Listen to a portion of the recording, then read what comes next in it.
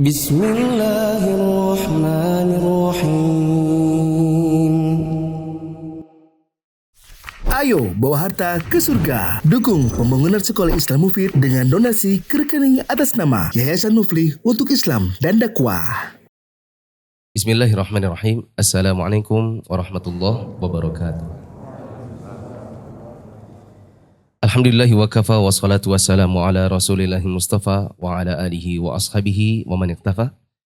Hadirin jamaah yang dirahmati Allah, kita bersyukur kepada Allah. Pada hari ini kita bisa kembali melanjutkan pembahasan adab-adab salat Id yang ada pada kitab Salatul Mu'min atau Ensiklopedi Salat jilid yang kedua karya Syekh Dr. Sa'id bin Wahab Al-Qahtani rahimahullahu ta'ala. Di buku bahasa Arab halaman 894, sedangkan di buku bahasa Indonesia halaman 489. Untuk menghemat waktu kita dengar pembaca membacakan bahasa Indonesia, yang lain silakan menyimak Indonesia atau Arabnya. Kita mulai dari adab ke-13. Semoga malam ini tuntas. Adab ke-13. Tidak ada masalah dengan mainan rebana dan mainan yang dibolehkan bagi para gadis pada hari raya. Yang demikian itu didasarkan pada hadis Aisyah radhiyallahu anha. Dia bercerita, Rasulullah Shallallahu Alaihi Wasallam pernah datang ke tempatku, sedang bersamaku terdapat dua orang gadis yang tengah mendendangkan lagu Bu'ath. Beliau berbaring di atas tempat tidur seraya memalingkan wajahnya. Abu Bakar pun datang dan menghardikku seraya berucap, lagu-lagu syaitan ada di dekat Rasulullah Shallallahu Alaihi Wasallam. Maka Rasulullah Shallallahu Alaihi Wasallam menghadap ke arahnya seraya berkata, biarkan mereka berdua. Setelah beliau lengah, aku memberikan isyarat kepada keduanya sehingga keduanya pun keluar. Ya. Adab yang ke-13, meskipun ini juga tidak dikatakan adalah sebuah ibadah, hanya saja diberikan keringanan untuk di hari raya, anak-anak gadis atau anak-anak perempuan memainkan rebana. Perlu dicatat di sini, rebana tidak termasuk darinya alat-alat musik yang selainnya. Ketika dikatakan di sini yang bermain adalah anak perempuan, maka tidak termasuk di dalamnya yang bermain adalah laki-laki.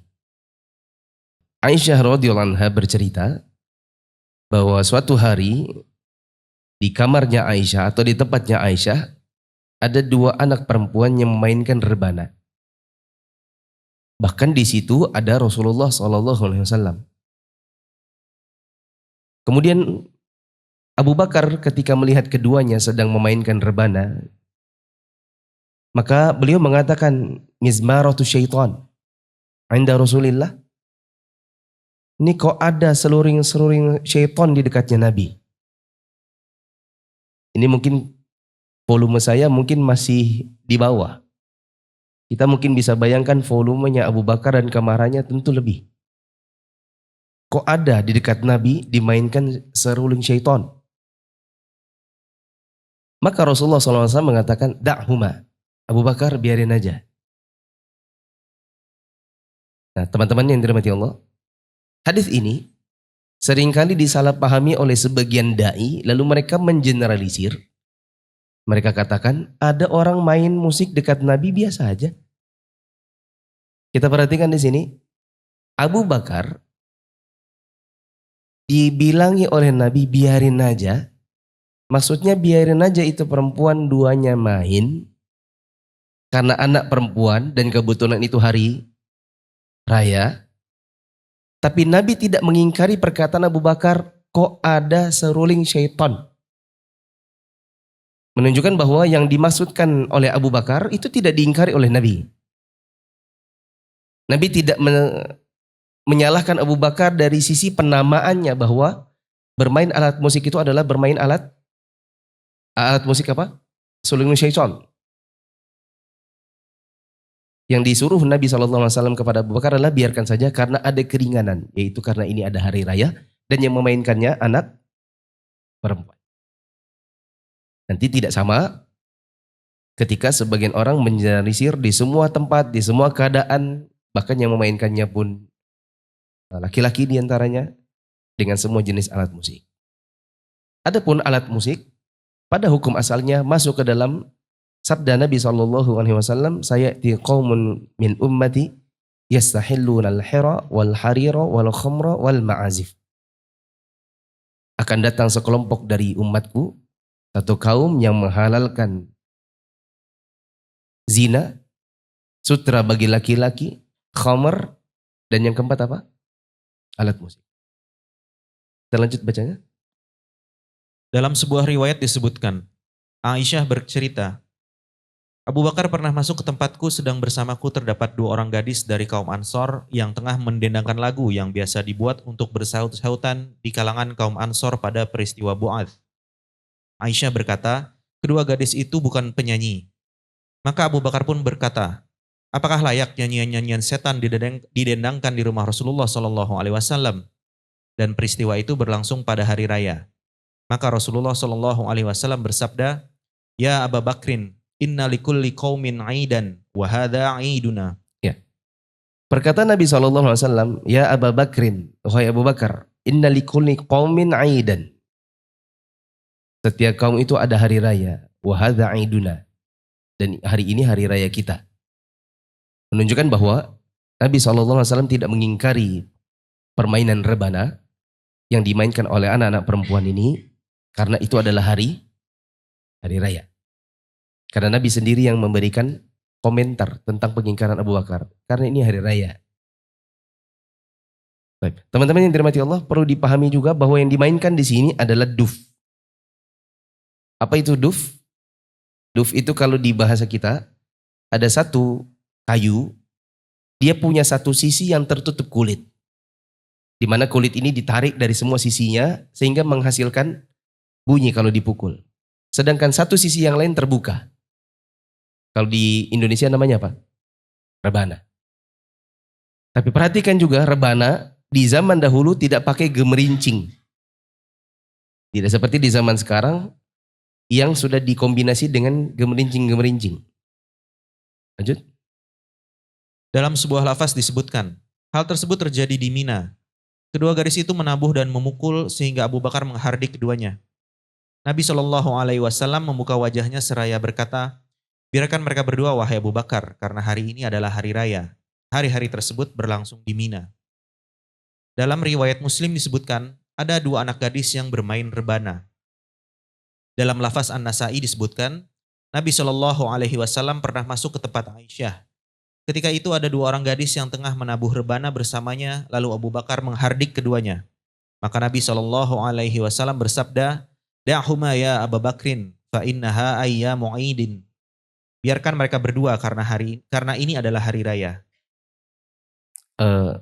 Sebagai tambahan pengetahuan dasar, yang dimainkan di sini namanya duf. Apa namanya? Duf. Apa Indonesianya tadi? Rebana. Jadi tidak termasuk darinya gitar, elektron, dan semacam itu. Maka kalau ada orang, misalnya di hari raya Id mereka open house. Tapi yang diundang di situ ada bidu wanitanya, ada elektronnya. Kemudian berdalil dengan ini, maka ini pendalilan yang salah. Di sini yang dimainkan adalah apa tadi? Duf. Terus? Imam Al-Baghawi rahimahullah berkata, syair yang didendangkan kedua gadis itu berkenaan dengan perang dan keberanian, juga menyangkut masalah-masalah keagamaan. Ya. Apa yang dinyanyikan oleh anak-anak perempuan tadi? Kata Imam Baghawi, yang mereka nyanyikan adalah fi wasfil harb wasyaja'ah.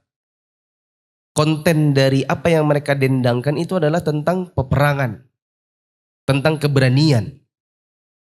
Bukan tentang percintaan sebagaimana orang di zaman sekarang. Terus?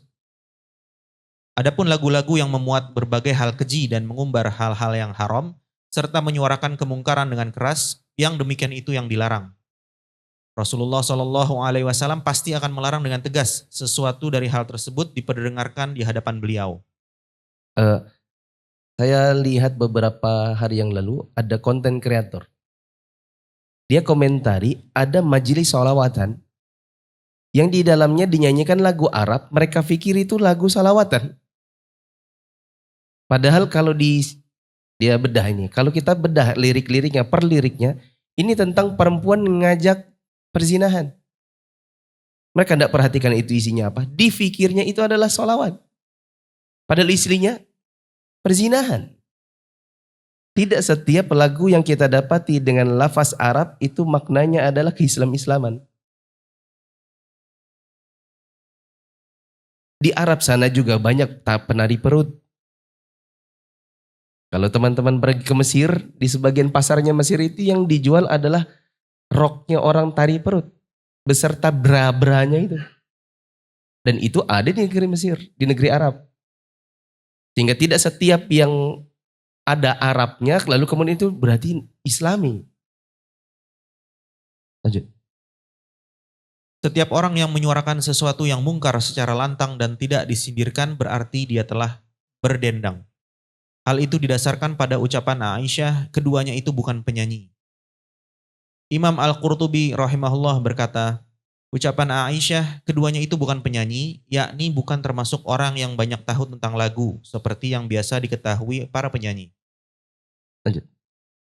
Keduanya menghindari lagu-lagu yang biasa didendangkan oleh para penyanyi terkenal, yang seringkali membangkitkan nafsu birahi, luapan asmara dan percintaan, yang dapat menggerakkan orang dari ketenangan. Jenis ini jika menyangkut syair yang menyebutkan sifat wanita dan berbagai keindahannya, juga minuman keras dan berbagai hal haram lainnya, yang demikian sudah disepakati keharamannya, karena semuanya itu termasuk permainan dan hiburan yang tercela. Sedangkan yang terlepas dari hal-hal haram tersebut, diperbolehkan sedikit darinya, dan pada waktu-waktu kegembiraan, seperti pada saat pesta dan hari raya, juga saat membangkitkan semangat kerja. Dalil yang membolehkan jenis ini adalah hadis di atas dan yang satu makna dengannya yang menyangkut berbagai tema. Misalnya berkenaan dengan walimah, menggali parit pada saat perang Khandaq, dan juga Salamah bin Al-Aqwa. Adapun bid'ah yang diada-adakan oleh kaum sufiah sekarang, berupa kebiasaan mendengarkan lagu-lagu yang diiringi alat-alat musik, perbuatan itu termasuk hal yang diharamkan dan tidak ada perselisihan mengenainya. Namun nafsu syahwat dan godaan-godaan syaitan seringkali mendominasi orang-orang yang menisbatkan diri kepada kebaikan, sehingga mereka tidak lagi melihat hukum haramnya dan sifat kejinya. Sampai-sampai banyak dari mereka yang mempertontonkan aurat dan berdansa ria dengan gerakan-gerakan yang erotis, sebagaimana yang dilakukan oleh orang-orang bodoh. Bahkan ada di antara mereka yang mengatakan bahwa semuanya itu termasuk mendekatkan diri kepada Allah sekaligus sebagai amal soleh. Hal tersebut akan membuahkan keadaan yang sangat buruk. Dapat dipastikan hal tersebut merupakan pengaruh dari kaum zindik dan para pengangguran. Kita berlindung kepada Allah dari bid'ah dan fitnah.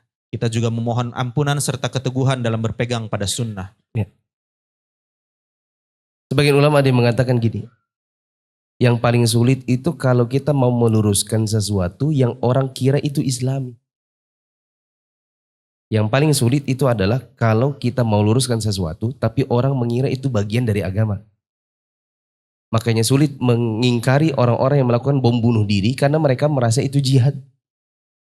Sebagaimana sulit untuk mengingkari perbuatan sebagian orang yang mereka suka menari, menyanyi, bareng-bareng baik laki-laki maupun perempuan, bahkan seperti konser.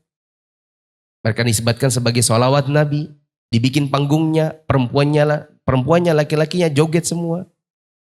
Sulit untuk meluruskan yang seperti ini karena satu, orang kira itu apa tadi? Islami. Yang kedua, pelakunya di atasnya dikira orang sebagai dai. Maka kita bagaimana mau meluruskan perbuatan sebagian anak-anak muda yang misalnya main TikTok, meskipun berjilbab, joget-joget di publikasi. Sementara mereka dicontohkan juga oleh sebagian guru-gurunya. Ini juga nanti menjadi pelajaran pentingnya untuk memilih guru. Supaya tidak salah jalan. Nah. Lanjut.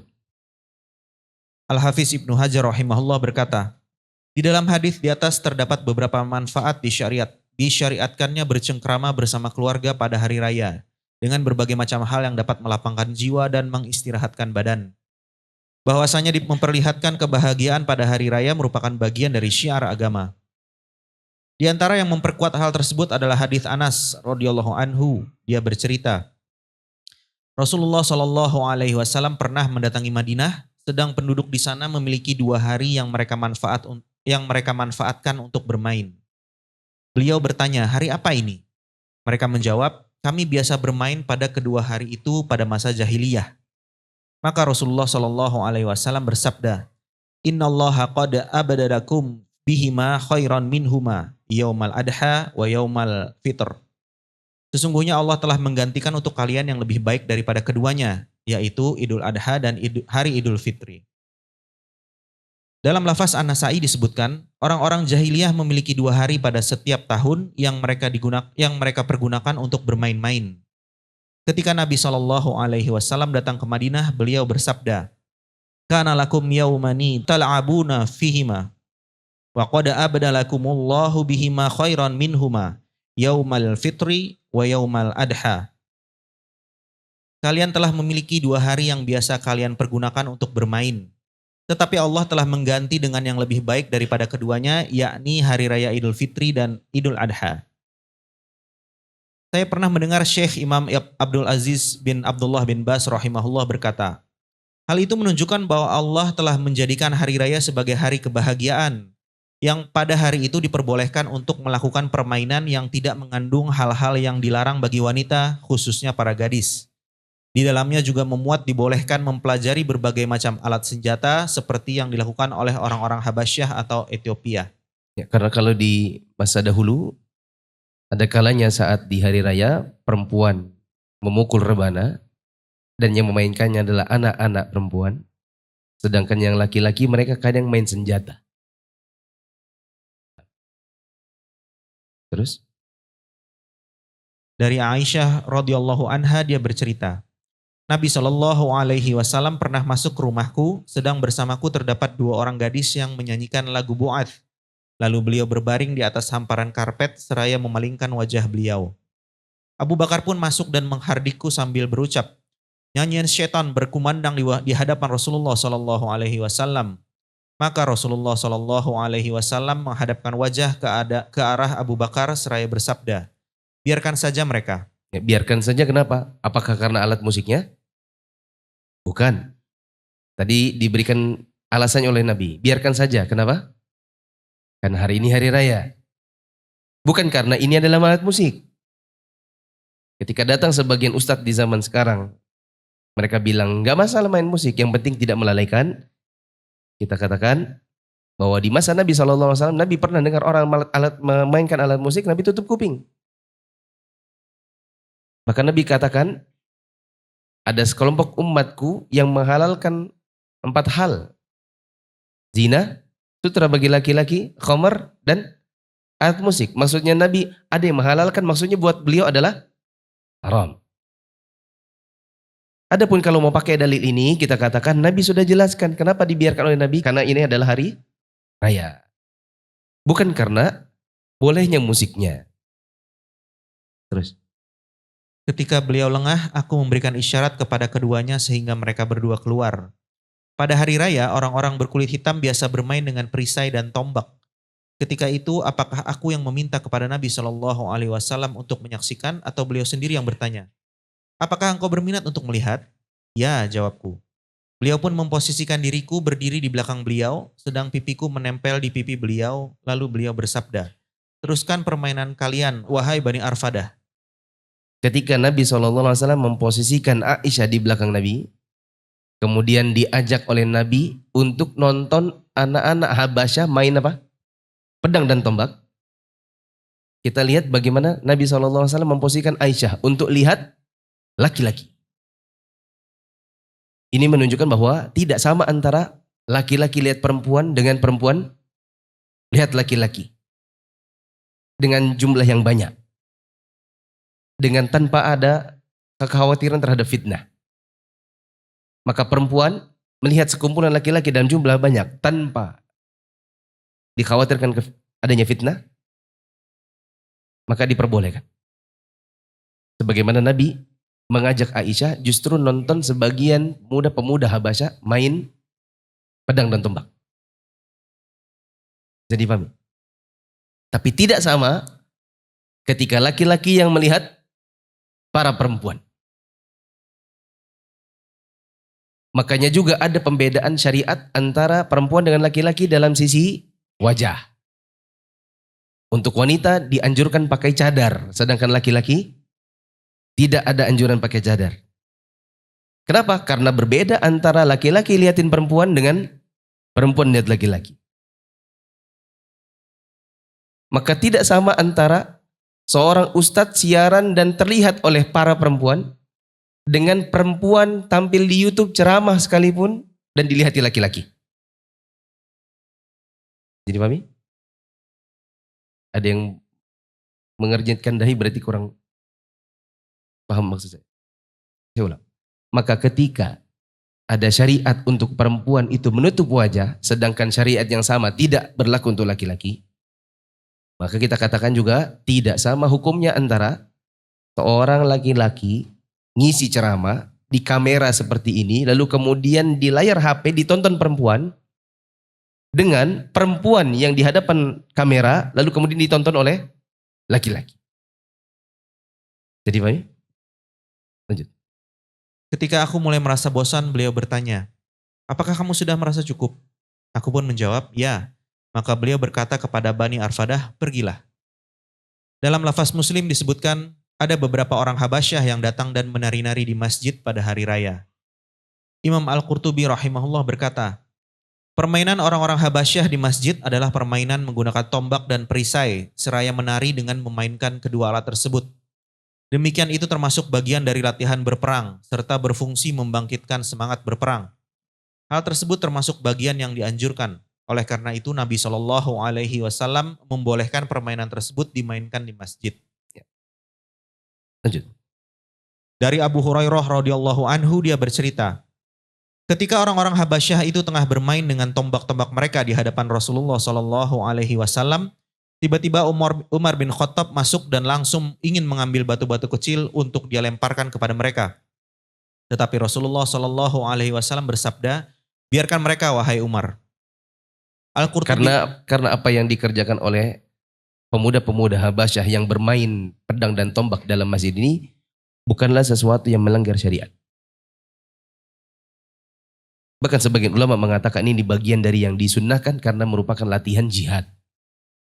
Makanya dibiarkan oleh Nabi bermain di masjid. Bahkan Nabi ngajak Aisyah untuk nonton. Terus. Al-Qurtubi rahimahullah berkata, pengingkaran Umar terhadap mereka itu sebagai bentuk keteguhannya berpegang pada perintah atau larangan yang bersifat umum yang berlaku. Sebagaimana yang kami kemukakan mengenai diri Abu Bakar radhiyallahu anhu. Al-Hafiz Ibnu Hajar rahimahullah berkata, permainan dengan menggunakan alat perang bukan hanya sekedar permainan semata, melainkan di dalamnya mengandung pelatihan dan penumbuhan semangat keberanian dalam menghadapi medan pertempuran serta mempersiapkan diri menghadapi musuh. Di tempat yang lain, Al-Hafiz Ibnu Hajar rahimahullah berkata, hadis tersebut dapat dijadikan dalil dibolehkannya permainan menggunakan senjata dengan cara meloncat-loncat untuk latihan perang dan membangkitkan semangat. Disyariatkannya permainan kaum wanita dengan rebana di beberapa pesta tanpa melibatkan kaum laki-laki. Hal itu didasarkan pada hadis Rabi binti Muawidh yang di dalamnya disebutkan, pada waktu dilangsungkan pernikahan dirinya, Rasulullah SAW pernah mendapatkan budak-budak perempuan tengah menabuh rebana. Ummu Rabi berkata, mereka meratapi nenek moyang mereka yang terbunuh pada perang Badar. Sampai ada seorang budak yang berkata, di tengah-tengah kami terdapat Nabi Allah yang mengetahui apa yang akan terjadi esok hari. Maka Rasulullah SAW bersabda, la taquli hakadha wa quli ma kunti taqulina. Janganlah kamu katakan nyanyikan itu, tetapi katakanlah apa yang sebelumnya kamu lantunkan. Dari Muhammad bin Hatib Al-Jumahi, dia bercerita, Rasulullah SAW bersabda, faslu ma bainal halali wal harami ad-dufu was-sautu fin nikahi.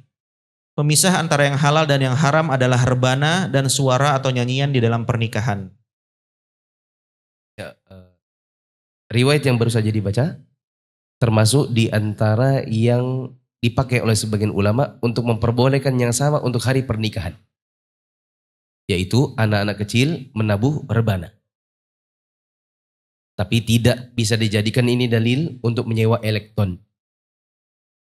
Apalagi kemudian dangdutan.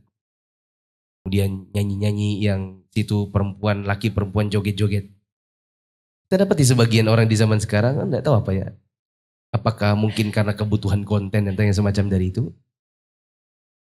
Mereka kadang-kadang diajak oleh MC-nya, ayo ibu-ibu turun semua. Yang turun ini berjilbab juga. Ngapain mereka? Joget bareng sama laki-laki. Kemana jilbabnya?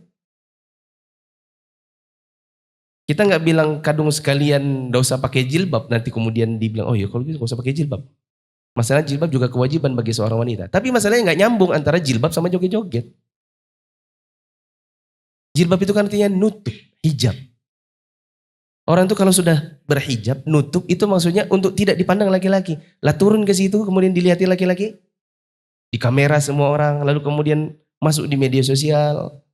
Perempuan-perempuan joget-joget bareng di hari pernikahan. Bahkan tak jarang kadang-kadang mereka juga teriak-teriak. Gitu. Saya pernah hadiri soalnya, ada pernikahan yang demikian. Diundang teman. Tuh. Tadinya nggak ada lantunan, begitu habis makan, mulai baru kemudian. Ya memang paling enak itu habis zuhur. Habis zuhur segera makan pulang. Karena bentar lagi mau nyanyi lagi. Dan kita biasanya seperti itu tidak bisa menghindari. Mau tidak mau ya orang nonton, kita lagi makan di situ, mereka joget-joget terpaksa juga ngelihat. Belum lagi nanti kejepret, Ustadz tonton akhwat joget. Dan dia biarin aja, padahal di hati itu ngerundel. Ya kenapa tadi? Oh kirain tadi nggak ada. Pokoknya nggak pas waktunya gitu. Lanjut. Saya juga pernah mendengar Syekh Imam Abdul Aziz bin Abdullah bin Bas rahimahullah berkata, yang demikian itu menunjukkan disyariatkannya rebana dan suara bagi wanita dalam nyanyian biasa. Sedangkan nyanyian dan lagu-lagu yang diharamkan sama sekali tidak diperbolehkan. Rebana itu adalah alat yang memiliki satu sisi saja. Dari Aisyah radhiyallahu anha bahwasannya dia pernah mengiringi pengantin wanita kepada seorang laki-laki dari kaum Ansor. Nabi SAW bertanya, "Wahai Aisyah, apakah tidak ada permainan bersama kalian? Karena sesungguhnya kaum Ansor sangat menyukai permainan." Al-Hafiz Ibnu Hajar rahimahullah berkata, dalam riwayat Syura'ik disebutkan, beliau bertanya, apakah tidak dikirim seorang wanita yang bisa menabuh rebana dan bernyanyi? Maka kutanyakan, apa yang boleh dia ucapkan? Beliau menjawab, hendaklah dia mengumandangkan, atainakum, atainakum. Indonesianya saja. Kami datang kepada kalian, kami datang kepada kalian. Sambutlah kami dan kami sambut kalian. Kalau bukan karena emas merah, niscaya dia tidak akan sampai di lembah kalian. Kalau bukan karena gandum coklat, niscaya anak-anak gadis kalian tidak akan gemuk. Berdasarkan uraian beberapa hadis tentang permainan di atas, tampaklah beberapa hal berikut ini.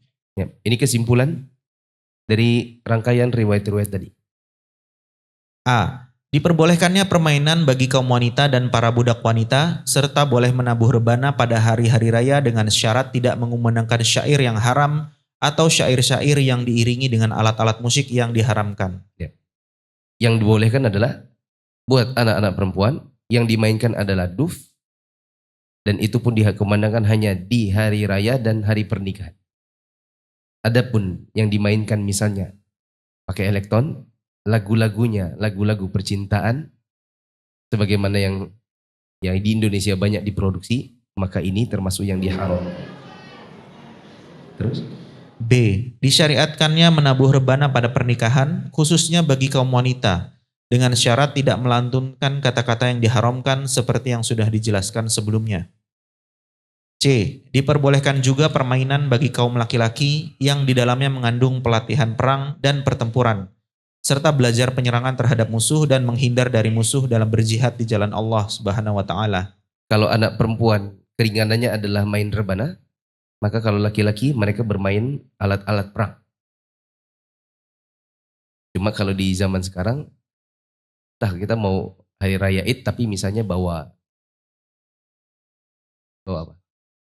Bawa panah, bawa airsoft gun, itu juga kira orang mau ngapain. Terus? D. Tidak diperbolehkan bagi laki-laki bermain rebana atau yang semisalnya.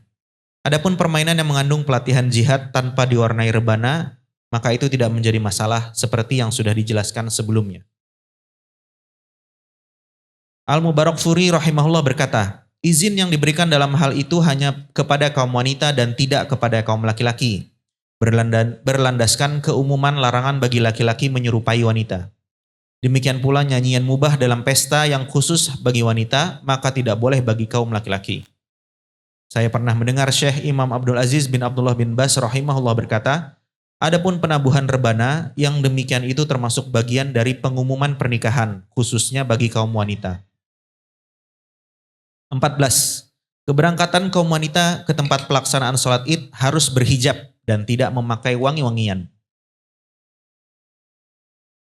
Yang demikian itu didasarkan pada hadis Ummu Atiyah radhiyallahu anha.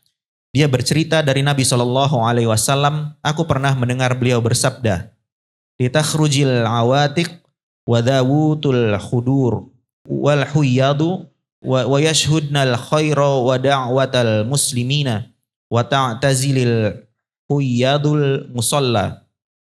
Hendaklah para remaja putri, gadis-gadis pingitan, dan wanita-wanita haid berangkat agar mereka menyaksikan kebaikan dan mendoakan kaum muslimin. Hendaklah pula wanita yang sedang haid memisahkan diri dari tempat sholat.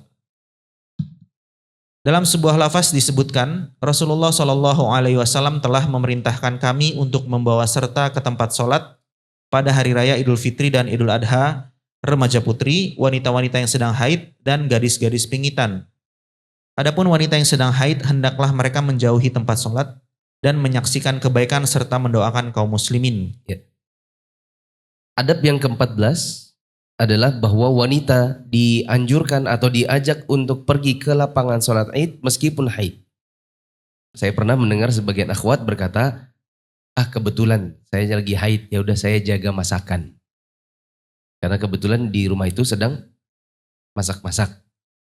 Karena mungkin burasnya belum matang, sotonya takut nanti rusak atau takut santannya pecah. Sebagian perempuan mengatakan saya tidak usah pergi ke lapangan karena saya haid. Di zaman Nabi SAW, wanita yang dipingit, yang haid semuanya disuruh keluar. Disuruh keluar meskipun tak sholat. Adapun yang haid disuruh Nabi SAW untuk menghindari area sholat, tapi mereka berada di pinggir-pinggir. Ini menunjukkan bahwa meskipun haid tetap berangkat. Itulah kenapa juga sebagian ulama mengatakan bahwa sholat Aid itu hukumnya fardu ain. Dengan alasan perempuan saja disuruh, apalagi laki-laki gitu maksudnya. Maksudnya yang haid saja disuruh keluar, apalagi yang tidak haid. Apalagi yang laki-laki yang tidak ada uzur. Meskipun sebagian ulama yang lain mengatakan yang benar adalah sunnah muakkadah. Sebagian lagi mengatakan fardu kifayah. Lanjut. Aku bertanya, wahai Rasulullah, salah seorang di antara kami tidak memiliki jilbab. Maka beliau bersabda, litul bisha ukhtuha min jilbabiha. Hendaklah saudara perempuannya meminjamkan jilbab kepadanya. Kalau ada yang tidak punya jilbab, disuruh kasih pinjam jilbab, dipakaikan jilbab. Lanjut. Salat Id ini tidak wajib bagi kaum wanita, tetapi sunnah dan dikerjakan di tempat pelaksanaan salat bersama kaum muslimin. Hal itu didasarkan pada perintah Nabi SAW terhadap hal tersebut. Saya juga pernah mendengar Syekh Imam Abdul Aziz bin Abdullah bin Bas rahimahullah berkata, keluarnya kaum wanita untuk menunaikan sholat id itu sunnah, bukan wajib. 15. Kepergian anak-anak ke tempat pelaksanaan sholat id untuk ikut menghadiri dakwah kaum muslimin. Khurujus sibyan ilal musalla. Termasuk di antara adab di hari Id, anak-anak sekalipun diajak pergi ke lapangan sholat. Tujuannya adalah untuk melihat syiarnya kaum muslimin. Imam Al-Bukhari rahimahullah berkata, bab khurujis syibyan ilal musalla, bab keluarnya anak-anak ke tempat pelaksanaan sholat. Dia menyebutkan hadis Ibnu Abbas radhiyallahu anhuma. Dia bercerita, aku pernah berangkat bersama Nabi SAW pada hari raya Idul Fitri dan Idul Adha. Kemudian beliau mengerjakan sholat id dan berkhutbah. Selanjutnya beliau mendatangi kaum wanita, lalu beliau pun memberi nasihat kepada mereka, yakni memberi peringatan dan memerintahkan mereka untuk bersedekah. Al-Hafiz Ibnu Hajar rahimahullah berkata, ucapan Al-Bukhari bab khurujis syibyan ilal musalla, yakni pada hari raya meskipun mereka tidak mengerjakan sholat. Az-Zain bin Al-Munir berkata, Imam Al-Bukhari lebih senang menggunakan kata ilal musalla, yaitu menuju lapangan sholat id, daripada kata mengerjakan sholat id agar mencakup keseluruhan orang yang mendatangi lapangan sholat id baik dia sholat maupun tidak. Dalam sebuah lafaz hadis milik Ibnu Abbas radhiyallahu anhuma ketika ditanya, apakah kamu pernah menghadiri sholat id bersama Nabi SAW? Dia menjawab, ya pernah. Kalau bukan karena dekatnya kedudukanku di sisi Nabi, tentulah aku tidak menghadirinya karena masih kecil.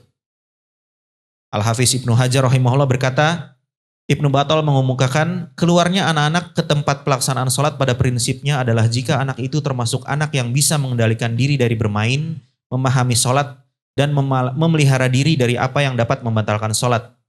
Tidakkah engkau melihat ketepatan Ibnu Abbas dalam menyampaikan cerita? Lebih lanjut Ibnu Hajar menanggapi, di dalam uraian di atas masih perlu ditinjau ulang. Karena disyariatkan keluarnya anak-anak ke tempat pelaksanaan sholat itu adalah untuk bertabarruk atau mengharapkan berkah dari Allah melalui menghadiri sholat id dan turut bergembira pada hari itu dan memperlihatkan syiar-syiar Islam dengan banyaknya jumlah mereka. Oleh karena itu disyariatkan pula bagi para wanita yang sedang haid untuk hadir juga, sebagaimana yang akan disampaikan lebih lanjut.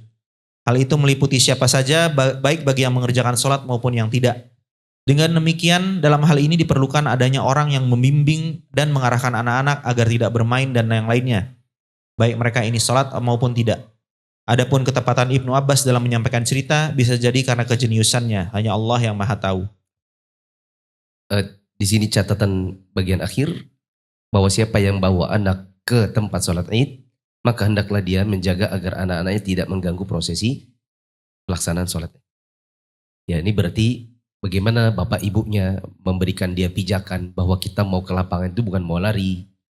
Bahwa kita ke lapangan ini mau sholat id. Bahwa kalau kita ikut sholat tenang kita dapat pahala. Dan seterusnya. 16. Memberi ucapan selamat merupakan salah satu praktik yang diamalkan oleh para sahabat Nabi radhiyallahu anhum. Di antara adab di hari id, kita memberikan selamat. Dan tidak ada masalah. Tidak ada masalah. Misalnya membuat ucapan bentuk gambar kah atau bentuknya hanya tulisan. Mengucapkan taqabbalallahu minkum itu boleh. Terus? Al-Hafiz Ibnu Hajar rahimahullah berkata, diriwayatkan kepada kami di dalam Al-Muhamiliyat dengan sanad hasan dari Jubair bin Nufair. Dia bercerita, para sahabat Rasulullah SAW jika bertemu pada hari Id, sebagian mereka berkata kepada sebagian lainnya, taqabbalallahu minna wa minka. Mudah-mudahan Allah menerima amalan dari kami dan juga darimu. Mengenai ada pun yang sering kita baca atau kita praktekkan kata-kata minal aidina wal faizin. Maka ini ada kritik dari sebagian ulama. Meskipun kritik ini tidak perlu dijadikan bahan seperti untuk melecehkan orang gitu. Karena minal aidin, minal itu artinya dari, aidin orang-orang yang pulang atau kembali, wal faizin dan orang-orang yang faizin, orang-orang yang menang. Kalau hanya diucapkan seperti itu, dari orang-orang yang apa tadi? Kembali atau pulang dan orang yang menang. Maksudnya apa? Seperti ada penggalan depannya yang hilang. Kritikannya adalah bagus kalau kemudian dilengkapi depannya Allahumma ja'alna minal aidina wal faizin. Ya Allah, jadikanlah kami orang-orang yang kembali. Maksudnya kembali apa? Kembali seperti hari dia dilahirkan oleh ibunya. Yaitu maksudnya tanpa dosa. Dan jadikanlah kami ya Allah menjadi orang-orang yang menang. Sehingga sebagian ada yang mengkritik sebaiknya kalau mau ucapkan minal aidin wal faizin tambahin depannya Allahumma ja'alna minal aidin wal faizin. Tapi seandainya pun ada yang hanya minal aidin wal faizin dan sama-sama sudah tahu bahwa itu maksudnya adalah Allahumma ja'alna, ya sudah tidak apa-apa. Jadi paham ya? Lanjut. Mengenai pemberian selamat hari raya ini, Ibnu Qudamah rahimahullah menukil dari Ibnu Uqail bahwa Muhammad bin Ziyad bercerita, aku pernah bersama Abu Umamah Al-Bahili dan yang lainnya dari sahabat Nabi SAW. Jika mereka kembali dari sholat id, sebagian mereka berkata kepada sebagian yang lain, taqabbalallah minna wa minka. Sampai sini dulu. Ada masuk waktu azan.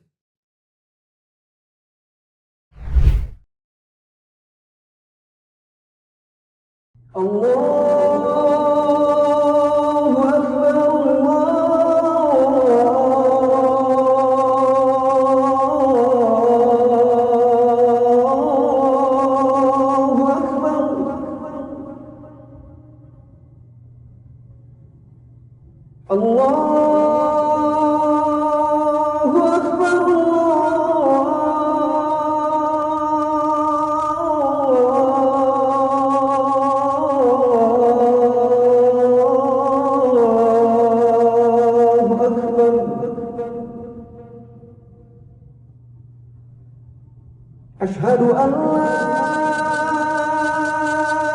إله إلا الله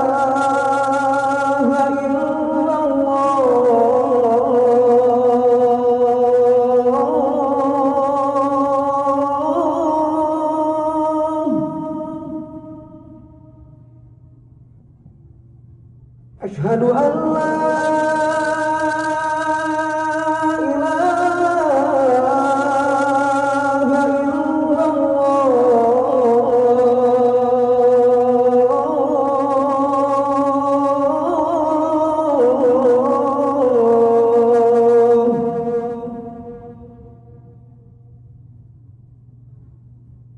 أشهد أن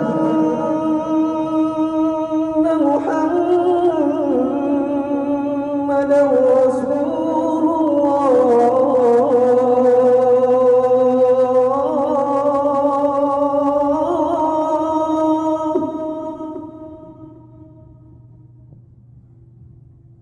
أشهد أن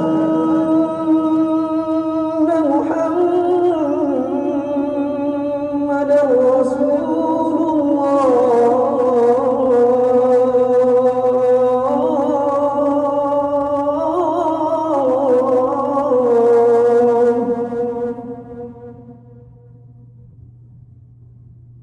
حي على الصلاة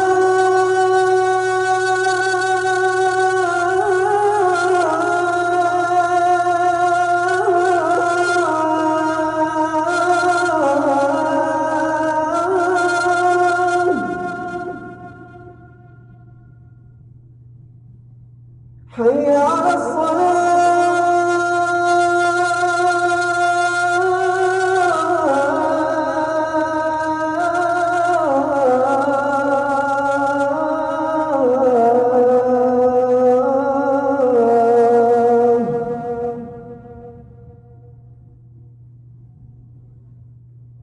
حي على الفلاح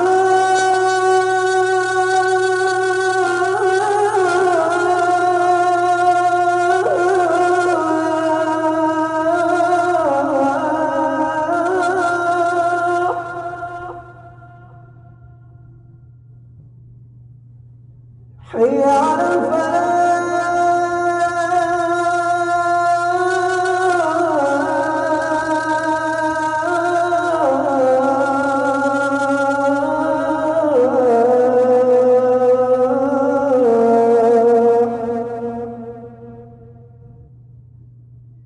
الله أكبر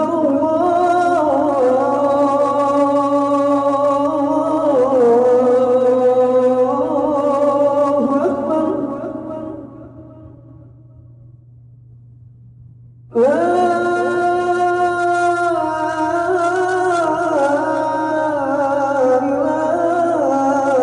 إلا الله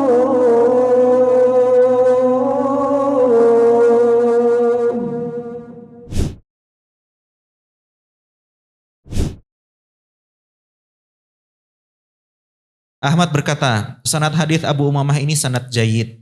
Ali bin Thabit pernah juga bercerita, aku pernah bertanya kepada Malik bin Anas sejak 35 tahun dan dia berkata, kami selalu mengenal ucapan tersebut di Madinah.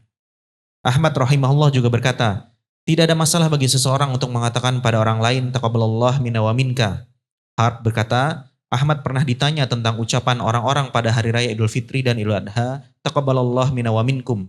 Dia pun menjawab, Tidak ada masalah dengannya yang diriwayatkan oleh penduduk Syam atau Syria dari Abu Umamah. Ada yang menanyakan, apakah juga Wathilah bin Al-Asqa? Dia menjawab, ya. Ada lagi yang menanyakan, apakah tidak dimakruhkan hal itu diucapkan pada hari raya? Dia menjawab, tidak. Tidak dimakruhkan. Bila dalam konteks umum. Adapun konteks ikhwan, jomblo, kirim taqabbalallahu minna wa minkum kepada akhwat dan tahu itu ada getaran-getaran aneh di antara mereka, maka itu haram.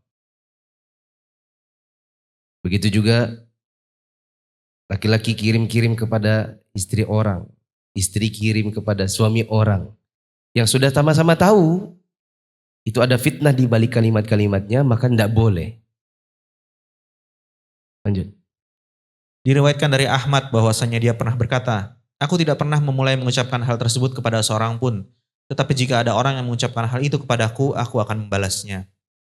Syekhul Islam Ibnu Taimiyah pernah ditanya mengenai ucapan selamat hari raya ini. Maka dia menjawab, mengenai ucapan selamat pada hari raya, sebagian orang mengucapkan kepada sebagian lainnya jika saling bertemu setelah sholat id.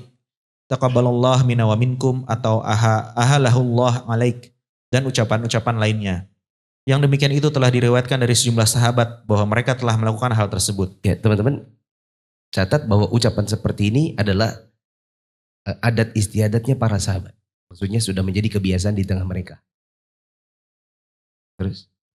Para imam seperti Ahmad dan yang lainnya memberikan keringanan dalam hal itu. Hanya saja Ahmad berkata, aku tidak akan memulai memberi ucapan kepada seseorang, tetapi jika ada yang memulainya kepadaku, aku akan membalasnya. Yang demikian itu karena menjawab salam itu wajib. Adapun mulai memberi ucapan selamat itu bukan sesuatu yang sunnah, tetapi juga tidak dilarang. Oleh karena itu, barang siapa melakukannya, dia memiliki contoh. Dan barang siapa tidak melakukannya juga memiliki contoh. Hanya Allah yang maha tahu. Boleh kirim duluan, boleh dikirimi lalu balas. Karena semuanya adalah bagian dari perbuatan para ulama. Terakhir 17. 17. Mengkodok sholat id bagi orang yang tertinggal mengerjakannya bersama imam. Imam Al-Bukhari rahimahullah membuat bab khusus, bab idza fatatul id yusolli raka'atain. Jika seseorang tertinggal mengerjakan sholat id, hendaklah dia mengerjakan sholat 2 rakaat. Demikian juga kaum wanita dan orang-orang yang berada di rumah dan perkampungan terpencil. Yang demikian itu didasarkan pada sabda Nabi SAW, Hada aiduna ahlal Islam. Ini adalah hari kita, wahai para pemeluk Islam. Anas bin Malik pernah memerintahkan budaknya, Ibnu Abi Attabah, untuk berangkat ke Zawiyah. Kemudian ia mengumpulkan istri dan anak-anaknya dan mengerjakan sholat seperti penduduk kota, sesuai dengan takbir mereka. Ikrimah berkata, penduduk pinggiran kota berkumpul pada hari raya untuk mengerjakan sholat 2 rakaat seperti yang dikerjakan oleh imam. Atau mengemukakan, jika seseorang tertinggal mengerjakan sholat, hendaklah dia mengerjakan sholat 2 rakaat. Al-Hafiz Ibnu Hajar rahimahullah berkata, di dalam judul bab ini terdapat 2 hukum, disyariatkan agar tidak tertinggal sholat id, dan kalau tertinggal mengerjakannya bersama jamaah, baik karena terpaksa atau kehendak sendiri, maka sholat itu harus diganti dengan 2 rakaat seperti aslinya. Imam Ibnu Qudamah rahimahullah berkata, secara global dapat dikatakan bahwa sholat id itu tidak perlu dikodok. Lebih lanjut Ibnu Qudamah rahimahullah menjelaskan bahwasanya jika seseorang berkehendak, dianjurkan kepadanya untuk mengkodoknya. Setelah itu dia menyebutkan beberapa pendapat yang telah saya sebutkan di atas. Ibnu Qudamah rahimahullah berkata lagi, jika dia mendapatkan imam pada saat sedang tasyahud, hendaklah dia duduk bersamanya. Jika imam mengucapkan salam, hendaklah dia berdiri dan menyempurnakan sholat 2 rakaat yang pada keduanya tetap membaca takbir di setiap rakaat. Karena dia hanya mendapatkan sebagian sholat, bukan sebagai pengganti 4 rakaat. Lalu dia mengkodoknya sesuai dengan sifatnya sebagaimana halnya pada sholat-sholat yang lain. Ya.